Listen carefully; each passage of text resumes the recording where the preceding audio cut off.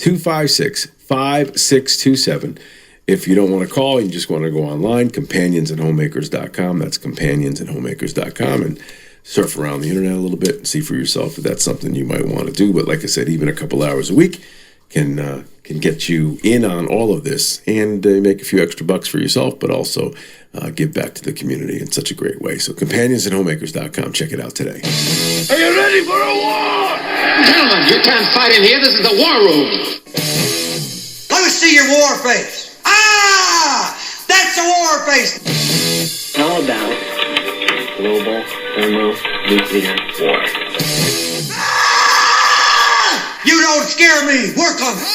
All right, so normally in the 9 o'clock hour, if it's not Gordon Vidal and Christine Sinoti who join us every other week, we take phone calls, but we're going to kick off this hour special edition, a special bulletin. Tony D joins us on Tuesdays, early in the AM, but he sent me a text message yesterday saying I got some explosive news. So he says if you got some room, I'd like to share it with everybody, and we have room. So Tony, good morning. How are you? Good morning. Lee Elci, good morning, everybody. Proud to be among everybody. So what do you got? Well, it's interesting. I'm following the Colonel. I mean, who wants to follow the Colonel? But he had a great story about Catholic priests. I wanted to be a Catholic priest.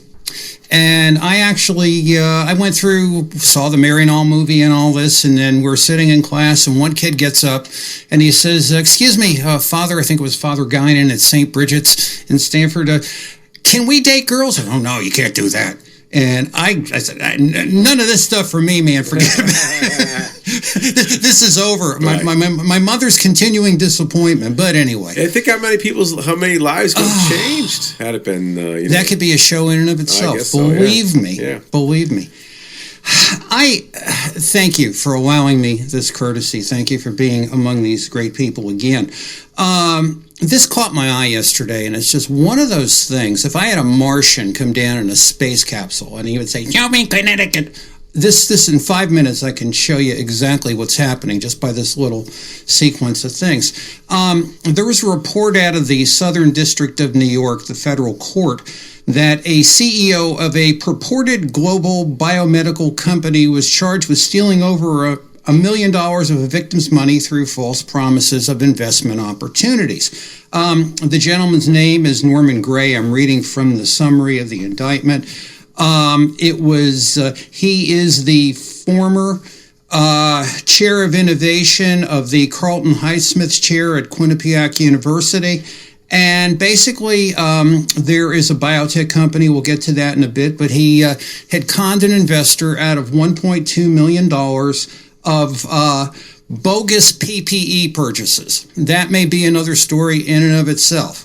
But with that being as it is, and you can read the indictment, I have the sealed indictment here, what state-run media does not tell you is that the company this man is the CEO of is something known as Vanessa Research. It was Vanessa Biotech, Vanessa Research. Notice the word here, purported. When the feds toss around the word purported, it's kind of like saying alleged, we can't really see it. Does it go as far as bogus?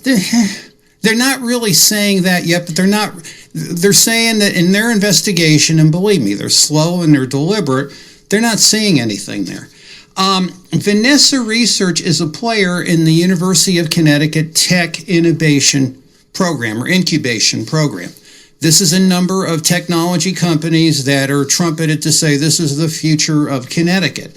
Now, while this corporation is operating, I've got the sealed indictment here.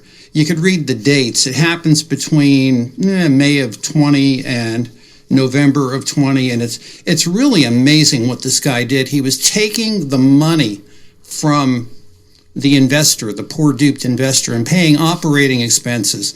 He went and he bought a luxury car in North Haven and did a whole bunch of other stuff. And basically, what it comes down to is UConn thinks this guy is right as rain. There's a tweet here in May. Spotlight, Vanessa Biotech is a biomedical company committed to making an impact on healthcare markets that are often overlooked. Meanwhile, the guy is robbing this investor blind. Meanwhile, there's state money, which is in this thing. And all I really want to say, and we talked about the words that you can't say on radio. But I mean, the freaking mess. The University of Connecticut Tech Incubator, Connecticut Innovations, $507 million over all the course of time. What do they do? Where's this money? Where's this great economy we're seeing for $507 million? The Department of Economic Development, $3.6 billion. That's billion with a B. Advanced Connecticut. Now we've got social equity pot. I mean, there's no control. Essentially what it is that the digital currency group. I mean, I guess we're just taking taxpayer money and building 3 levels of the minor leagues for Annie Lamont's tech companies. I mean, this is absurd and insane. And not only that, it goes back years. Remember the Back 9 network in Hartford? $11 million for some bogus golf channel. They never even got on the air. I mean, I don't remember that at all. Yeah.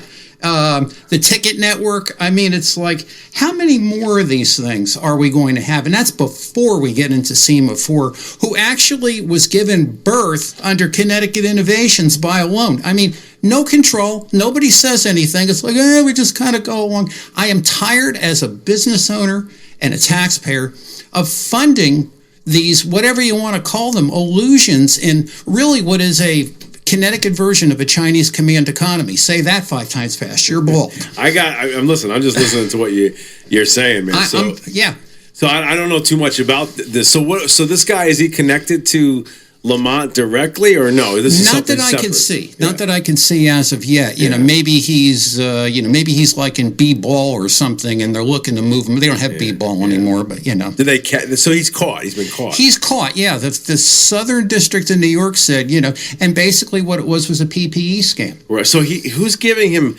1.4? Was it 1.4 million? Was that what it was? 1.2. All right. He was getting 1.2 million from one investor. One investor. And the investor was using that. I mean, he thought he was buying PPE. He thought he was involved in a sale of PPE.